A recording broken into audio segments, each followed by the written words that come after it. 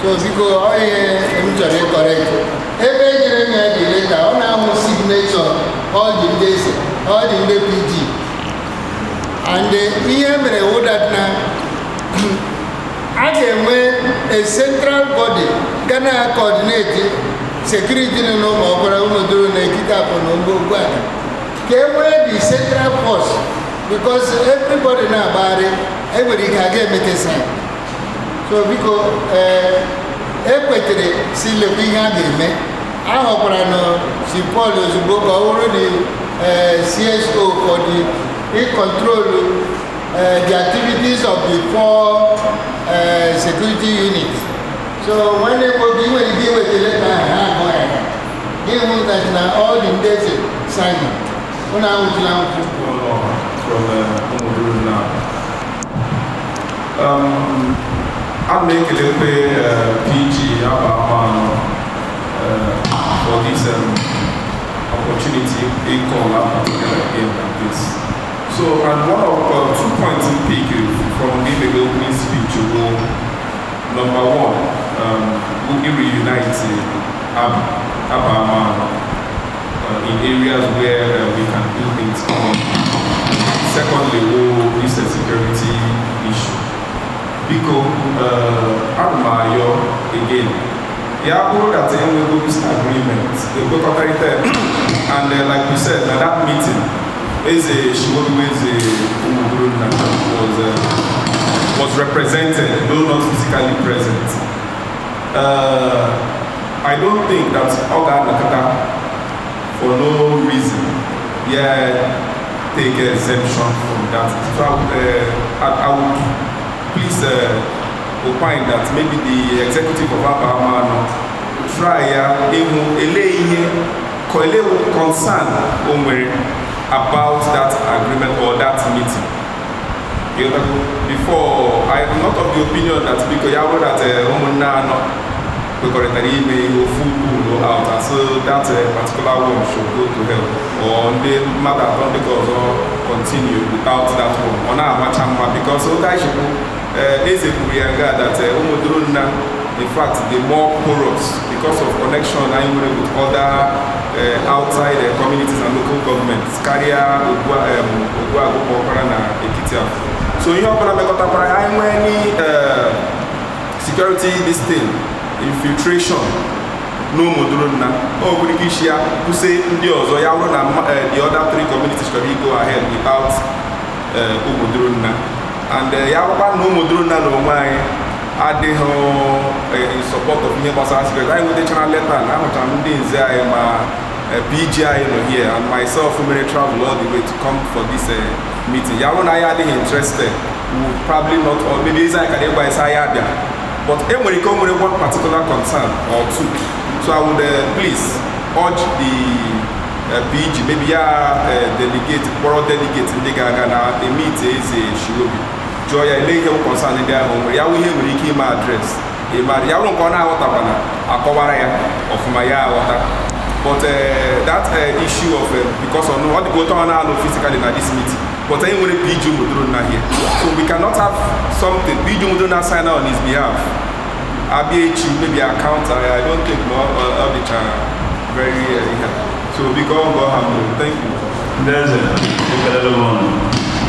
Because my little contribution here was about new Mudrona. I'm now okay in the way was I want to go on when we all know when you have a Sala in here now. When you like a yeah, was I took you about this central security. It took you to say, I have one community in them, and now an hour. The whole community in them were security structures already. We're boss in us, and so now I take care of it. Go like we are central. That is standard one. EU now like what the federal government now they say that they want to have a state police. And federal city, state guardian. So what they say is the problem. Security of the federal assist here, support one. That is supposed to be. Each state government, each community of them, they need to sponsor their security, make it to restore. I can't give you some. Some people maybe do not misunderstood. In a way, maybe I took a spend and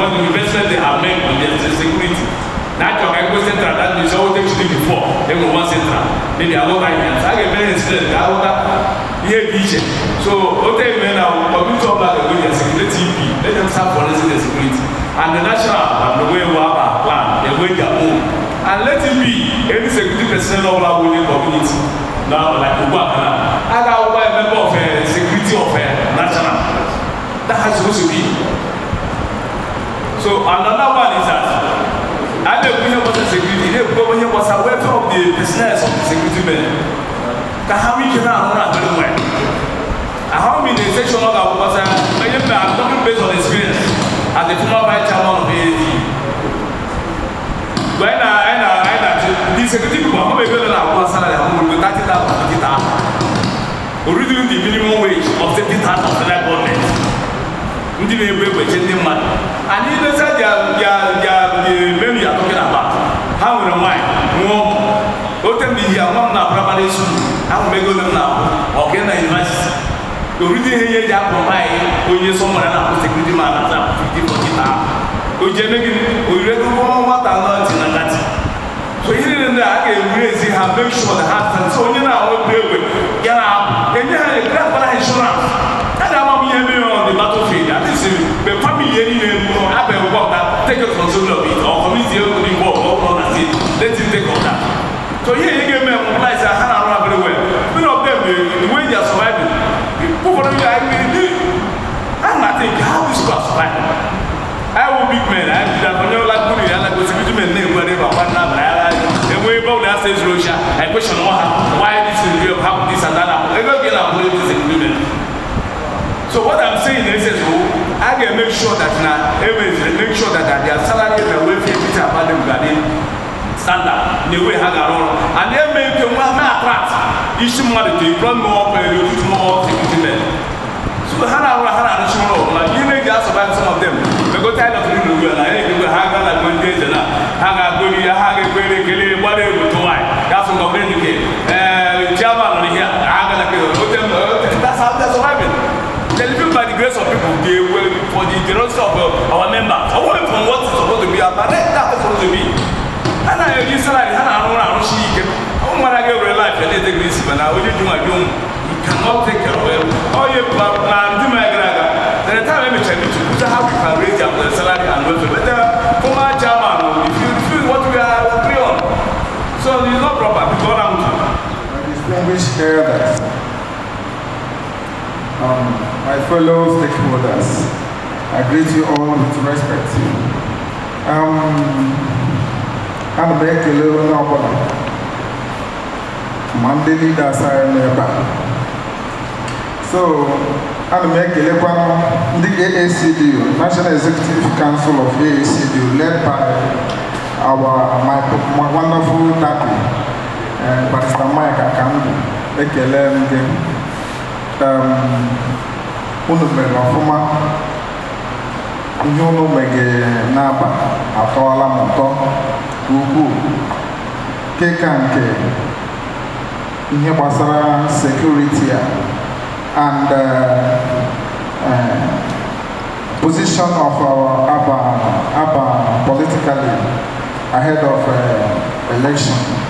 So ogoshiri na unu nwere Abba, as in Onubu Abba Nobe, and you people are taking Abba survival at first, so you can lay more on that. So, my take as Abba World Council on this meeting is built up on just 3 agendas or points. Number 1, that's security first.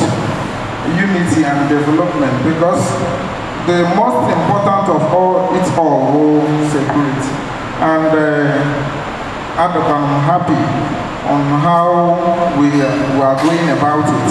So you can learn more. Okay, personal security politics may be later.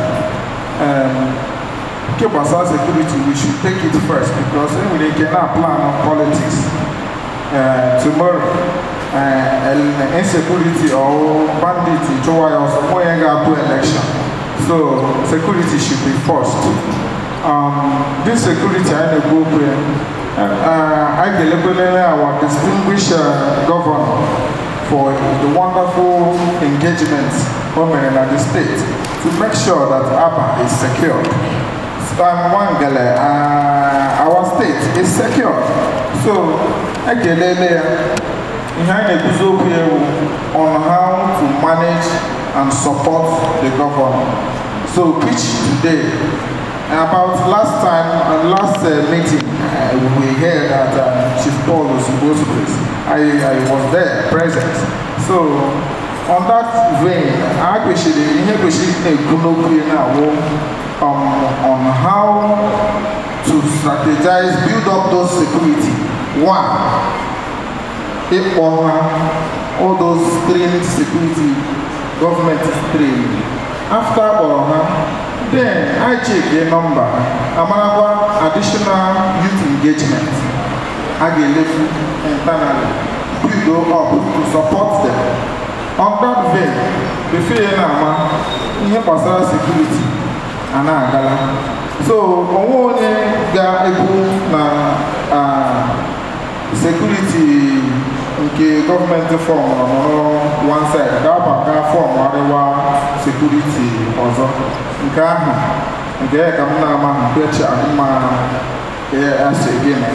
So we should build up the government security, then internally I add up youth inclusiveness, who and who to add up to build up this security. Internally, a form committee support our CSO, being the unit CSO in Alaba, and then with good communication. I believe in security stuff that they secure. Then if we go to unity of Alaba, on here we should so I'm making the AACD National Executive Council. Now so we go Jido Aga Naga. I believe now I will the more to know. So I support the move. Then we can votation as a preview committee to support all this motion. On our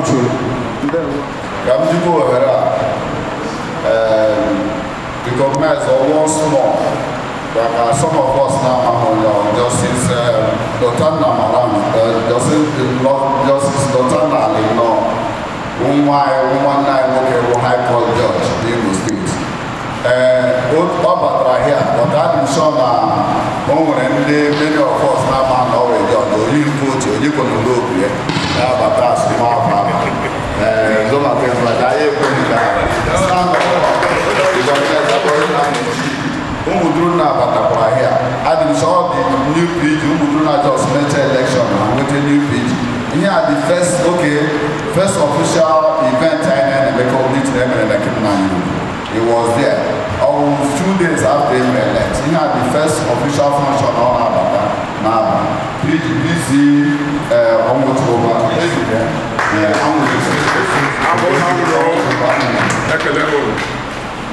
Then our sister Honorable Dr. Edith Mose, woman mine. I have every right to say that. But I shall do that. I'm so I don't know what they have. I saw it now. One night I saw one night I to call that and I will go on and say, I'm show every right now meeting I have today. I'm not so now we go near Chief Woody and my crowd.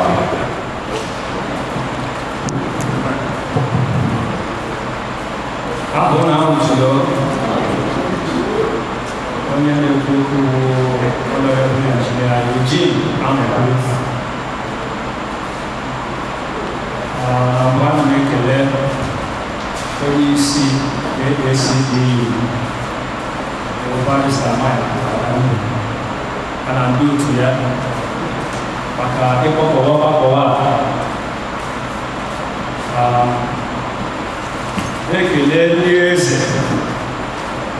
gara ebe a iji honor this very security summit.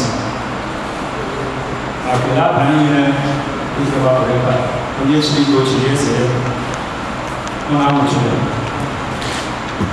Ihe o ji obiọma ji na-agba mbụ na ndị anya mgbe gara aga ọtụtụ mkpebi apa na-emebi as a community batawụrụ one community. Ọ ya na-agbapụrụ taa despite the fact that the report n'ahịa isi otu a. Ọ ebe a ha na-emecha ya aka ahụ aka technical school ruo ihe niile kada abịazie ka a na-eme a na-akwụ platform medis meeting ihe karịrị gathering of resource ọ dị na-achịkọwa otu a bụ ogbe dị iche iche na-asị agbapụwa kwuo okwu maka ọdịmma obodo. Having said that, o nwere ihe mere observe all this while. Onye bilie ya na-ekwu okwu, onye nwere na-abalị mgbe ya sị abụ ya na-ekwu okwu ahụ. Ugbu a ka the same thing, Peter for the same thing. Then ụmụnne ndị wụ ma ọbụla aba bụ aba. Mahụ ya na otu ndị esiri ihe anya. O nwetara misnomer about it, which I'm crossing. See here, ebe our President General bụ onye aba, ụmụ ọbụla aba. Ka na-ekwu na ọ nọ n'ọkụ n'obi ga-enwekọ apa n'ogote mbụ abịa ọsị achọrọ iwetekwa ihe eji eme apa mbụ. Maasị onwe ihe na-adịghị possible. He cannot exist there very well without council of Indians at that level. They can be set up other communities. There were so many other 100 autonomous communities now around the center. But they still have that in the city or the central to all of them. Gather autonomous communities like that. So I don't remember, I need all that fire and I don't know at school. But then when I have autonomous others, so in a area, all them can, when there's something there, never been about that to look. I'm talking in terms of what you're going to or them as of food. As our Zadis, but today I think that very point is very, very fundamental for us to come together and get it solved once and for all. Can we even a partner? It's possible if our agents can come together with stakeholders. Aacdu government, where Senator is president, there's some things. Okay, well, then after for me that one, let me go away from that. Let me go away. You are security, let me go on that. Not the president. So on this security issue, how we welcome development. A welcome development in the sense that after MOT at this central level. For instance, somebody came in the last time at central school here. Somebody they say back from there they ran away. But that was on my side because they will have information. They inside of our they those people escape through that way. But then we central security at strategic points like central school, CAC, never remember not the teacher. When you can wear radio message, and send you to Nana, the president that was his direction. They will get them arrested. So it's important to do that. I'm for what we have said so far. But as you can do, for House of Assembly or whatever, you could do videos of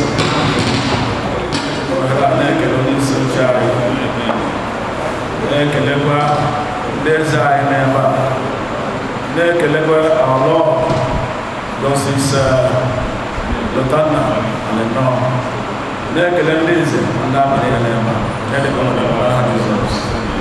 Because why the chairman, one of them say, what the 3 points in big here. One in terms of Umuna and Umuna, they sort of make a meeting on at the end of the day. Has not had interested like that. Because I'm this honorable house, either through the chairman and his executives or through this, they got your hand in here with their listeners. Car one. Car war near mayor. Okay. Car war near mayor in terms of securities. Security and against although what the security getting now as most will have but they in Nigeria now. All I made this national security now about to all got them. I'm not a simple with a Messi, yeah, the one shot and then oh, when you go in again, I have to be Rora, head may open up the bubble has maybe got here now go ties it. At a young now. Then also the give out at my own. The guy Apple Kuana. Ben by now this AACDU. Now one in diaspora. No follow one nine. And remember now you can get an awareness to all branches. Hamana here. Over wine ever then because of Abadina. Also someone then I want a hammer. Up wherever I make a hammer. Then they make a hammer, more than a committee. At least branches all for the hesitate. At the end of the day, Hala branches has to be on our house. I want to before. Ogana Abhai will repeat to them. He had to live. All now, mother would lay each other. You were able to I more here personal security, so now I'm going to have on it. I find out self at a point, I repeat the mind, then go again in the I get to check. On that, Mama took a chimney, people choke on this good night in the pool. Then, you put up Fiji, whom would do not my address. Now you go right there and that security. On our chimney, more from a jello. Basra here security. Iman the security. I have one name on the Ebinyere, one the security. I need them no Mama need them here security. The Basra here Central Sport. Eben when the coordinator Central Sport. I got the coordinator. Go where I can. Mama here Basra security. Go where I can pick in the hand in the Ghana Central Sport. Then here there are the pigeon and days never when a lot of yabu nobody come mad near no the man or one and they be there when they won't be security. When you all are there, I have one security. Maconia when a back one an informant. And we can one day better on mine I buy and yet you could touch the gashi also. My old dog and you have one this security are able. So the point of the Denonga. So Kaya River security will take away time. Mad near Lemonga. So, when all alone no for the care, book, nobody. I say security key. And I'm on to know because I'm trying to over here. Now to forget me, and didn't the book I have the channel, but then I am Maka security war every man's business. And the truth wanna onye ọbụla bushini ka na-agba oke ọsọ n'ọnọdụ ahụ bụ nwa na Nigeria today. The lapses in security erutere n'ọnụmụrụ ọbụla o nwere ike na-aba ịda n'ụmụ ọkpara ụmụ duru na ekiti afọ ma ogbu ala enwebụ nke witness. And one of the things cause these lapses is the inflow of the northerners, especially the Fulanese, in our various communities or local government per se. And so this administration, your room in and security, because has submitted their data to the security or to this executive administration.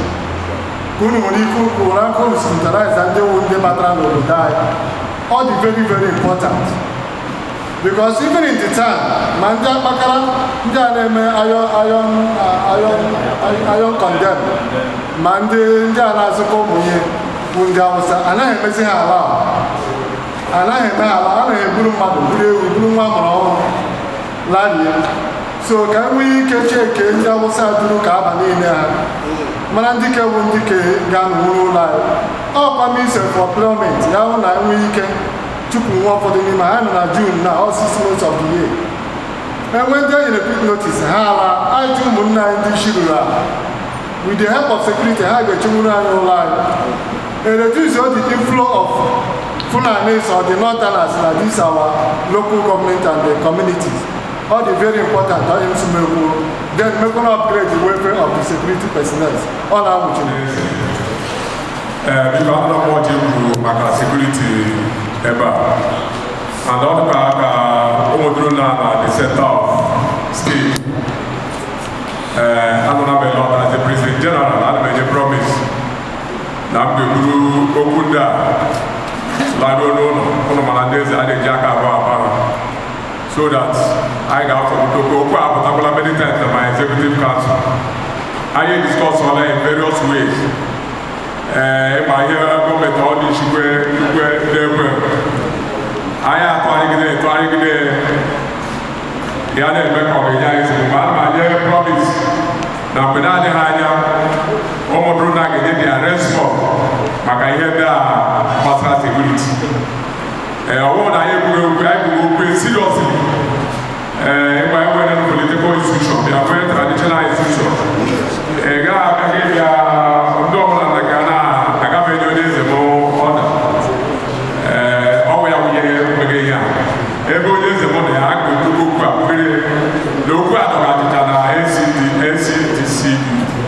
I don't think it's make a one I will be by.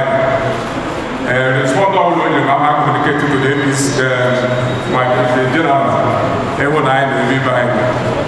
I'm a little promise now. I get whatever you respond. All my little who found the consign now. My God convinced that I want to I want to be by every level. There's Abba President and executive because over years the chairman of India's Secretary here, well, he has the main issue. Yeah, maybe many times, and they discuss when you're here. And security, I like in the public. Who will tell you, and you will say, happy. The other time, near Basara, Umudruna, maybe na Laba, Opa, Umudruna, security, Abela, somebody, Tigay, here. Actually, many address the president and his executive. They suppose can be here from the last meeting. Get back, I talk about here with the problem of that is the Barbara time, 4 year time. But all we have maybe here, even here, maybe here, Nanga. Oh, as they go control. If we go can I and up the chairman of foundation. Also, you know, my hair, I'm today. And I walk with your tape, as Abba, as Mudruna, should be addressing Okaba very, very well. Every time I get here, and I achieve this type of report from Umudruna. Yes, you went my lord. I'm girls who now because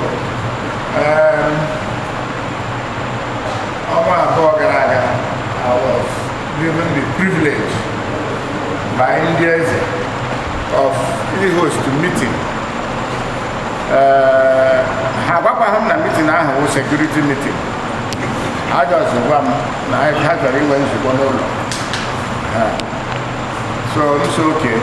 But as you go and Sapele, even got a burial in so, Master, man of my meeting now, we hold it in a Sunday instead of Saturday. Has yes. Open now, has yes, and I had the camera talk at it. But I host the meeting now on Sunday, and there's a Oshuni, there's a on a bịara gwakwa m na ha na eze obodo kwuru na ọ dị aware na of the meeting. Gwakwa m na eze Chiwobi nọkwa na ihe ekwutere nzu oke. Mgbe ahụ ka ha nọrọ gwa m na gọọmenti charging all traditional rulers with the responsibility of being chief security officers of their respective communities. And otu ihe siri dị now in terms of security, na ha chọrọ itake proactive measures ịhụ na ala aba eshighị mmiri na security. Well, echegidere m ihe ahụ that day, chegide ya nnọọ, chegide ya. At some point, sị ha ekwerele m. Mgbe m chegakwara ya, 75% of my thoughts bordered on Umudurunna, because even when Aacdu set up a security watch under my leadership, our focus was on making sure na Umudurunna enweghị ihe si Umudurunna mee abụ, because Umudurunna ka everybody is situated in a position where it has borders with 4 local governments. And we're the biggest unmanaged forest in Aacdu, the largest unmanaged forest in Aacdu. So, at the end of that meeting, that day, because him will say, this whole exercise now, I say, I'm rotation home meaning of your body. Upon some days ago, I say, Joy Paul, oh yeah, I tell me the Bible of your body. Then when on yours, no responsibility, I so, then check that. I went a letter. Umudurunna. That letter was signed by Aacdu. It was not signed by the Aacdu. I don't know what position the Aacdu holds in Umudurunna. However, soon after that meeting, I got a call from Aacdu. And he told me, see, aware of Aacdu. You know, that was what he told me. So I'm okay. If he says that, then it means now, you know, technically speaking. But I was hugely relieved because the biggest security challenge had left. You know, I expected Umudurunna to be forefront of this exercise, knowing how porous their own border city, you know. Gates, you know. I don't know how gates will prevent headsmen and kidnappers from kidnapping people if we don't have active and very proactive security, a very proactive security setup. So, Abia na here was a security alarm.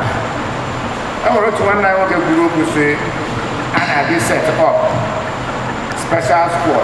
No, that's not what it's all about. Rather, we are trying to create synergy, working relationship between the respective security of vigilante groups of the, I will talk about 3 because I don't have any authority to talk about 4 autonomous communities here, excluding Umudurunna, Umuakwara, Ekitiafo, and Ogbuagụ. we have the responsibility to protect these 3 autonomous communities using the existing security apparatus. Now, Ogwaga, a security man, Ogwaga, now we have a problem in Ekiti-Afo. Now, we suppose to come and reinforce and assist Ekiti-Afo security to fight whatever challenge they have. Now, Ekiti-Afo, now, security situation in Umuakwara, now we suppose in combination with Ogwaga, to go and fight and see that whatever challenge there is in Umuakwara, how many are tackled promptly, because everybody na jurisdiction here. But the whole essence of this assignment and responsibility was to coordinate all 3 security formations to be able to complement each other, overlap when necessary, and ensure that everyone is united with people as far as security allows. That is the whole idea. It's not a salaried job. Otherwise, I'm asking 25% of my salary up while I'm doing nothing. You know, it's not a salaried job. I have a girl wine. Now, having said this, I'm chairman of Aacdu, that Aacdu has a very necessary and prominent role to play in this exercise. The ACs have authorized, but our Aacdu, that umbrella company, within which we would have the right. But I no security and security for. I don't know that we together. You know. I said we will operate under the Aacdu umbrella. Upon Aacdu, they create this awareness. Because there's a black now, got all his community. The reason I remember that time, we had the privilege of having 3 ACs, a High Court judge, several DGs, and so many dignitaries. Because our Aacdu got only this meeting. Our Aacdu, when many years I say, Yapaga meeting, Abama not the other here. It's not normal. So, our Aacdu maybe got only and Aacdu, the necessary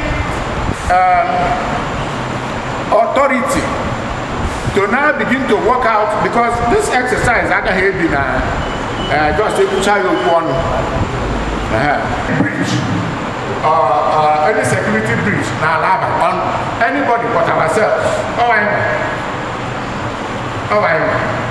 So because I appreciate the gathering, the caliber of men here today, and the exchange that has gone on. I very much appreciate it, and I pray and hope that we will get all the cooperation we need to be able to take full responsibility for the security of Alaba. We are not taking away from the leadership of the respective security coordinators in their communities. We are only going to be working with them. We will work with all the security outfits within the 3 autonomous communities now. And I'm like these people here, young years, new stakeholders in here. This police post that is not occupied available to us, so that the 3, because it will make them understand when you now have to leave your comfort zone or your security headquarters and come to a central security point, it will give them a sense of understanding of the assignment before them or before us in the security.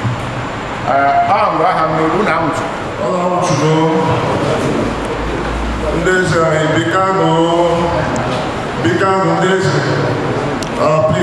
permit me to stand on the existing protocol. Without wasting much of your time, after carefully listening to Chief Oslo, because I've been observing this my first time in the meeting. Before my names are Honorable Chief Ikedamochi, the lucky day of Omar, President about the community. Sir, for many people now, I've got a clearer picture. Urutu, you will listen. Our security assets, I believe, have been existing before the government came on board. My administration set up that security outfit. And I want this house to know that till tomorrow, urban development union still pays our overall security outfit. And the government also complements. I also want this house to know that there's a lot of every month from government, but to get the development union every month. Sir, I had a different picture about this. I was thinking the Aacdu will form a different central squad. Why I say so is because I am a clash of authorities.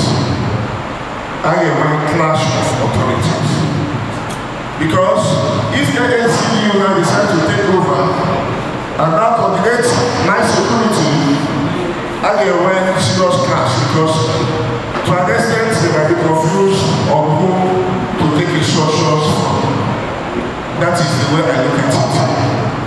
Now, if the Aacdu comes in, that means ADU will drop from paying salaries to road security outfit. I'm talking of my own side. So now, although the Aacdu attack, so that I coordinating our security outfit. That means how can I take direct instructions from Aacdu, then I will become ADU. What I would suggest, I would go to I start to be corrected. Or to add to the existing security area, just like every central squad in one day, or allow her all for backup. I am the place. Since government has supported us, ABA going for autonomous communities. And each autonomous community has four authorized ammunition. So ABA as a whole was 16. So I was not thinking that all 9 other central squad, Aacdu they take care of. Now the coordinator of that central squad will communicate with the PGs or the ASICs so that we can have this understanding. I think all can be good. But all as Aacdu now comes in to coordinate the autonomous communities, I believe we are going to have problems in the future. And you're going to clash of futures. Whatever they want to. I must say that I'm happy being in this meeting, just like my PG, yeah, my first time. And Uga is Ubasara, and that is why I had to leave him. Sorry, I am late, but I'm going to go into that later. But I had to drop it because I needed to be in this place. You have to hear about security, but very, very important. You know, but what you have to do, I said, I'm going to say here, I didn't put here. You get, and the here now, we have security, we have you have suggest Abona mchula ndị eze ekelele m ọnụ ndị nze na ọzọ ndị chiefs anyị ma ndị ọzọ ọganihu aba na-emetụta n'obi ana m ekele biko arịrịọ ka m bịara ịrịọ chukwu n'ihe na-eme ka ọ nọghọta a sị na onye amụrụ mma amaghị ihe onye ibi na-ahụ. Last Sunday morning, akpọ m ya wụrụ na enwere ụmụaka ụlọ anyị na-eme chakol nga ha mege chakol n'ime ekwe between Umudurunna and Dike na Afa and Okwele. Mmiri zoro na Saturday night, everybody got water and very heavy rain zogidere chiewo. So ụmụaka ha efilie na aja ha jiri mee shie ne ha na mmiri amatu ole and the mmiri amatu it means na the whole charcoal ga-emebi. Ha gawa around 3 a.m. enwete ndị Hausa inside the forest. Then they called me. Ọwụhụ ndị degara nụ leta ubi Abuja ma obi ala bekee, they never consulted Umudurunna. I made a meeting. One individual or two, they take a decision from Umudurunna. It is very, very wrong. Because equipment na nyerugo, ana mo kwiku ya mapu mume, ndi show na agbe krelo. Ega aso awu no Umudurunna okwete na ndi ka tokotre kwete mo mewe o kwa ezogu ibu. Maka ga ekwete na isa aga heme. Some of these people don't even know what is happening here. Ezaibiaba, he hardly comes home. So all the Hausa batana agaga buwe makawe Umudurunna. Oh, I want to look again. So we have to protect ourselves. All the government they will say, Odobola na choko nwego, onyishi DSS kurie. Imana na ha abali alot ha nwere ike aka agbajiela aka. Biko enwere hem chọrọ ikwu iji Umudurunna nọ here. After emechara meeting enwere na ke nna nyelugo. Enweghị mgbe Umudurunna sit to discuss the matter and agree on a point. And I don't believe now one individual, be it the governor of Imo State, to decide for my own life. About 2 or 3 days ago, Kami chief, Ndam say, na they had enough. Na repentant Boko Haram, na gazi meha accept into the regular army because Hana sabotage here. All against what the federal government was doing. Decide how I will live. I don't believe in that. Biko na aba ana mariono. Nyine na ya ka o. Aye nwere nsogbu. Ọ wụrụ na enwere ihe Umudurunna point ga so bụ ihe mere ha eji akala gaazụ. Amanu ze she treat mana ọ wụrụ na ọ na nwere ndị si enwe aba. Ọ nọ gwa m onye ọ mmana ma ishiki ya dị abụọ. Ọ na ntị. Because I think the bottom line in our security. Security, how we have the good thing what I have to pay only all I that is an issue. However, depending for us to take care of it. As the area what they are an area because every two impressions which are correct here.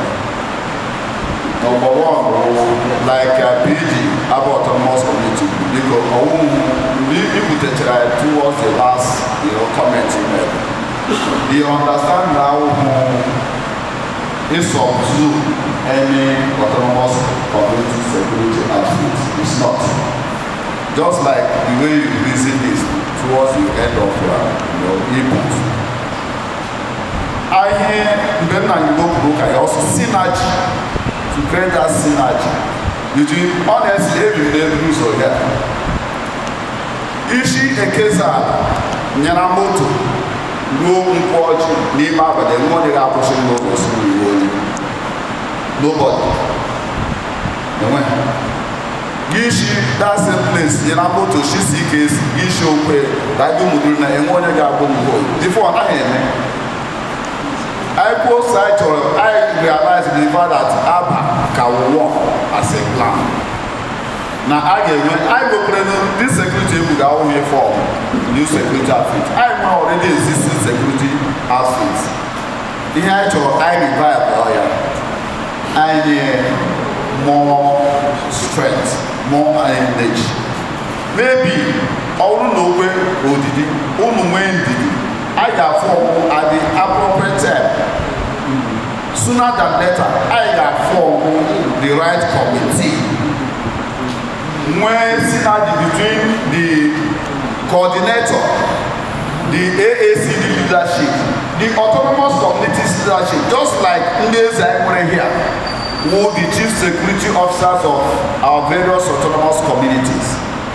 I synergize mana ote I ga-eshape so that ihe agba I the state police, I put it now, government not be okay, but still the federal, unit, the federal command will still be there. So here begin all now I had create impression that ihe memo cooperation with the only sugar like it up for the last back. Ihe memo cooperation it up for get you over like a last back.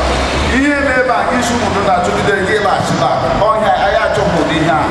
Here choka a show keep or command no more. Aacdu, the coordinator, Okonya will like with the central council. When you make a champion this shaver, nice shaver, that is all we want. I talk about this secured centrally. I talk about and then you will you are coming to take nobody. The one you better after all, here now you go to here. Somewhere I want salary employment.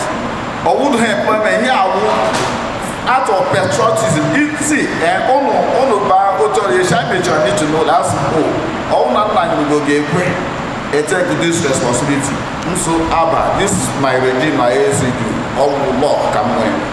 Or this is here I need to move somebody. Oga, you got to go to Naba, give more commissioner of police, give more area commander, give more you might not necessarily see here I make expect I will go to all the supposed lady. By the time I set up the committee, online never had the SY security operatives now.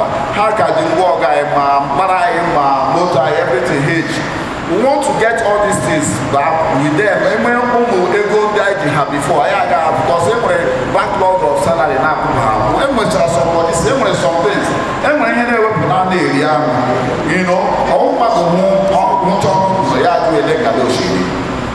I actually email here so that owner will understand what the guy is understand is construed. He actually may have derogative or necessary negative interpretation give controversy or no. I got a great central security force. As a matter of fact, security I get inner security sector now.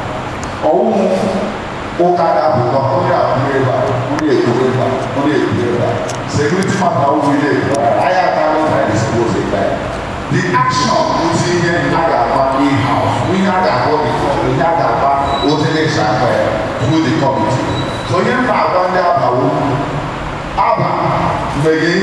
for the number for security general because one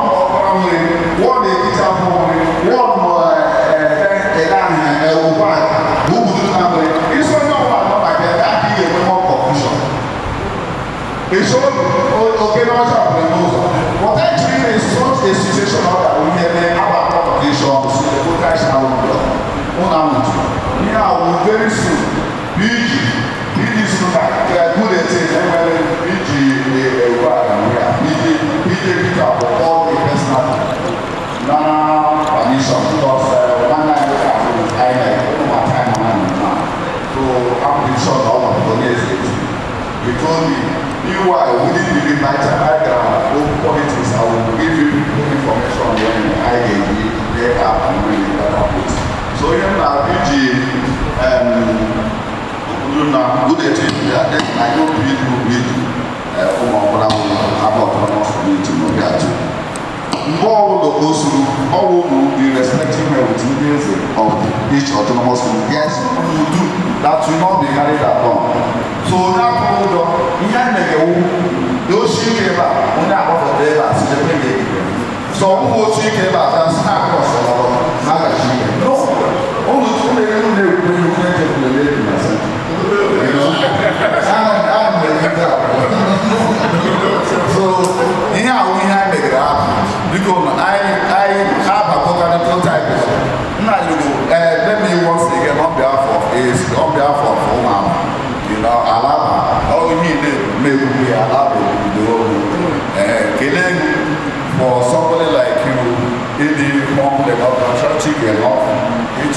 this onerous task, you know, of right coordinator, Aba Central Security Outfit. I'm a player.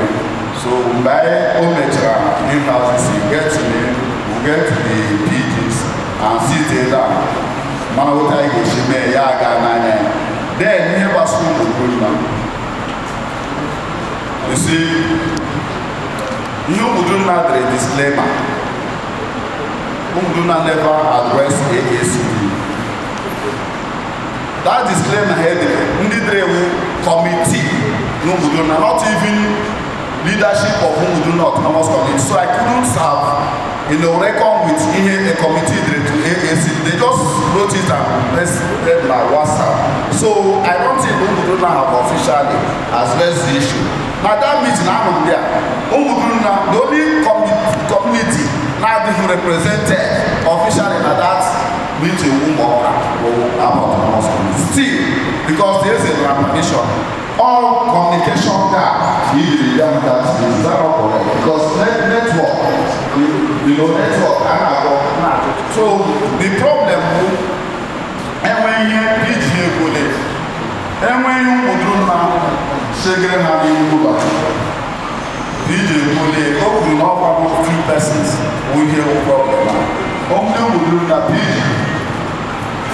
video would not be good. Uroji, we try to do yes. Gohana, Abaka, as one man. As a good a all one or when we go down to the last, it is the Gawas to Nagase, and how we live. As far as I'm concerned, I have not told AAC and how we live. So, what's I make an eyebrow, the next time I will see it. Although traveling to BP's or we'll talk about other business. I will say, I picture, I will run that. More I thought they are handed or the number Onulana, evident politics, household politics. Onumana, open politics, everywhere and there's a here. Always very sensitive matter. Oruna, my one play with you. Oruna, I get that meeting now today. Politics, there's an harder here. That's the truth. There's an harder here. So, before I got into that, I'm going to talk leadership. Go one or 2 things. If I got one, the next, don't I see, and then I'm going to politics side by again. As never. Midnight of the April, guy out meeting. And I can put you on you went away, no separate. Macau did it over there. From your young food many times, because yes, I can know. Because of commitment, it's okay. Yeah, I don't know. Here from that day, yeah, but that didn't come out of much. Yeah. Oh, and then I go not here, not from Nimble. They got all of the coordinator, 9 years, and I'm from my year application, 9 years yoga. I will away you for my one day. Now you want to hear it, check it, maybe take care of this on his antecedents. I tell you what, we got 100 more on that. Very well. You want to get another you might know it. They will establish the new working and the security, but over again, I'm going to say, so we got him to go up now. Basically, permission of this meeting, this gathering. Make politics all last because when I hear them here now walk no the lab into a bang and there's Papananga some of overnight political position like the judge actually I here was education just like 20 minutes you learn today the heads of educational institution in Aba today are abates. This issue of abates is a big challenge to the Aba. I take over my time with some of my executive Ghana abates. This Ghana that abates is nothing to write home about in terms of education, in terms of academics. The whole of abates employ more than 50 students from GSS 1 to SS 3. Employ more than 50 students. Yet, I want a committee rehabilitate abates. But that committee, him talk Abraham focus attention principally on recover Allah. Yes, recover Allah abates. E.g. wave or wave trespasses, where the encroachment and all that, a very important thing. But let us not lose sight of the fact that immediately secure that place, then that school is not functional academically. Anyway, by the state of the nation, I make a report now. I suggest that now I got a divide abates in maybe by way of maybe smaller, units or 2 or 3 units. The only reason here I will do those. I think so block in Michigan. There are so many prominent urban songs. But I can say here with at least 75 to 80% assurance that the need I got to have a test is a gamoto. A gamoto have a test, they got one I need more there. Align there. Bearing encroachments which we are going to take care of. Behind it more. He may employ good teachers. Equipment, because private schools here, particularly school father, who has Abraham because they are eligible to push it.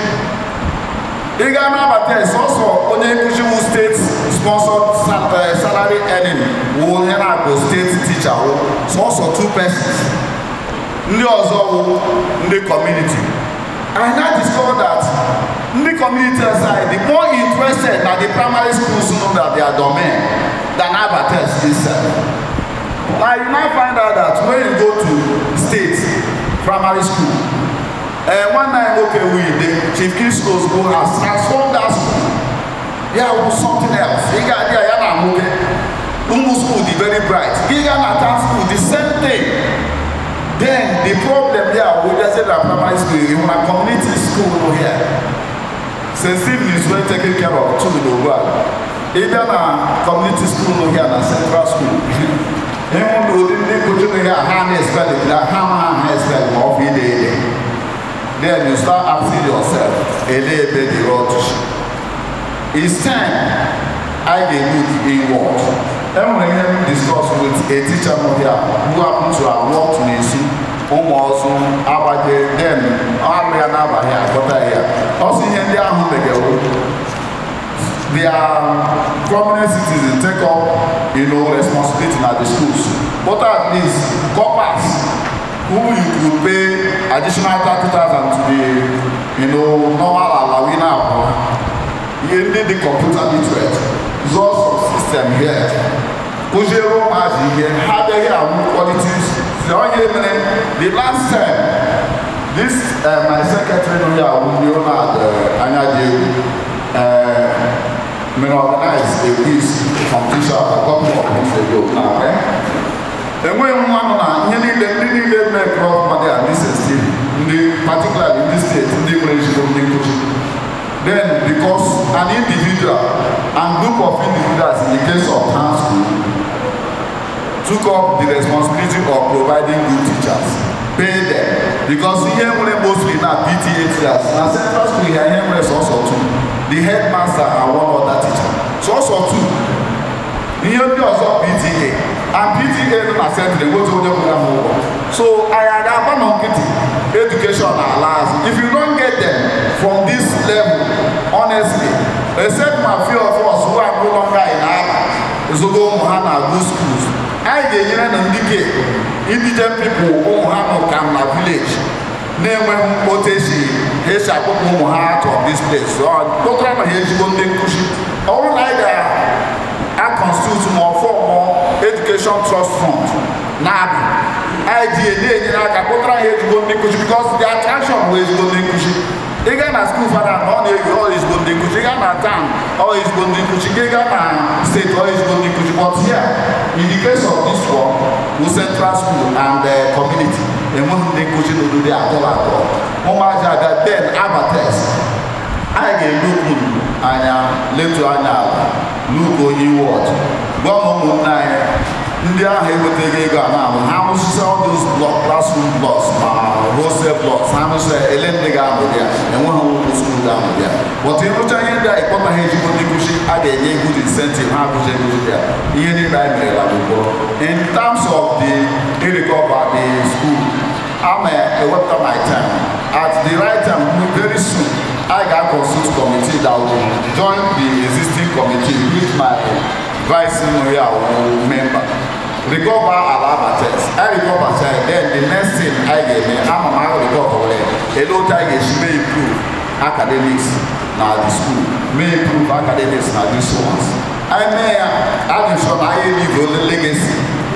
Oga in the future. I'm not that my side now I'm on for I didn't have good educational background in Alaba. The culture about 2 or 3 comments. I put I ban was so it is again. Because Jama, him now suggests we go. I want to form educational committee. Where we do it. So then we say I want to have feedback. Don't they share that? It's not how we are going to do it. But I believe we have a good idea. We can take that one. Because what I'm about supporting here, and then I would also suggest in a way, I'm wearing a lot of collective infrastructures, and even before I did it, we were in the one multiple autonomy. Just I think one of it was Central School, beyond that committee, just the recover or who maybe rehabilitate Abatex. Yeah, I know that I gave away a kind of from this administration, maybe a kind of an association or something. Maybe we can start. Just no time when I did some of the movements here.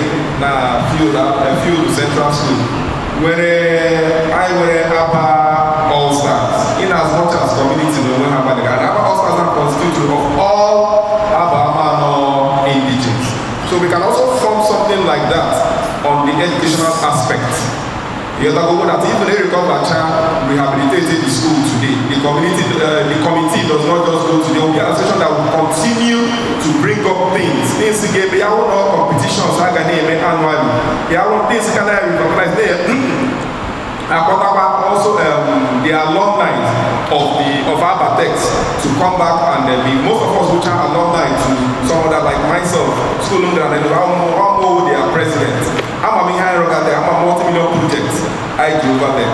You get so why can't we replicate the same thing? Don't really get a school Abatex. I got school Abatex, but don't really get here. So if we have a forum where everybody can come together, you get continually. No for them when they got when they got travel, but if this thing not there is already constituted, it will continue and the leadership will be transient, and when they get out of or another list continues it, and then we don't go back to another China place. They only spend the living Abatex. Don't want to be teaching a street light, don't want to back at a song, one or two things. They may try in a couple of years, you see the place going back to how it was because they were in continuity of such thing. Thank you. Your Royal Highnesses, the chairman of ACDU and all executives, please permit me to stand on the first protocol. Because, Mr. Chairman, you have to treat education the way you treated security. Declare emergency on education. You have to do it just like you stated clearly. Our state is completely in shambles. So you have to declare it as emergency and do something urgently. Because if you protect ABA and then ABA doesn't have any educational institution that is functional, we will still be where we are.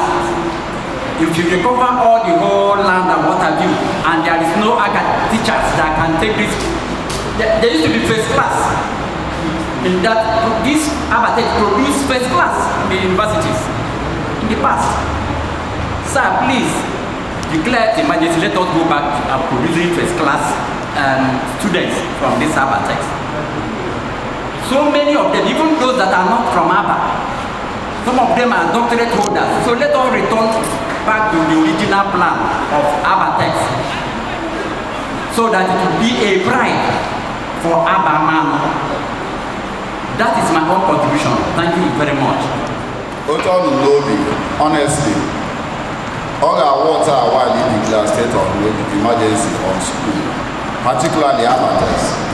All in your money, school, they got about you went up to 50 students. I on your labor, the next day, Opposite School. I gave your name, I saw Anna School. So, because of that, even the game and the other, so I take our time, work. I just want to prepare issues facing us, apart from security and politics. Education is key. We are going to make effort to revive education, starting with Abatech. I started with Abatech. We look at other schools, like Mudru Nabalega for town school, then Obuaga Balega for St. Stephen, and Amachoka, other schools are schools to Naba. And when they get a fetaka, one person can take one or two teachers, pay, I can name Nadeji, above. So, all I may invest in our children and may invest in human beings. Honestly, ABA will be the best for it. In the future now, I have open meeting on the way. I'm the last time ever here, but I'm on Ndeze. And Ndeze, unfortunately, I will be nice. Which is okay, because because every is expected to be allegiance loyal to the city government.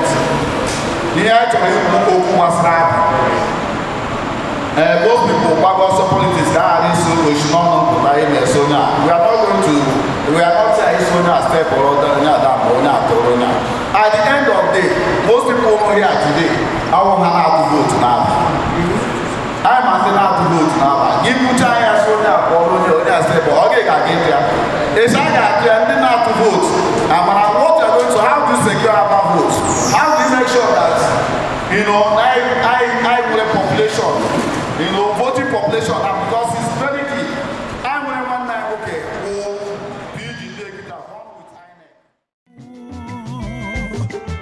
onye gagwa obodo dị n'ụwa na-enwere nsogbu o webụrụ nke Naịjirịa ga-abụzi n'okwu ụmụnne m biko n'udo n'ụka anyị ga-eji wee mee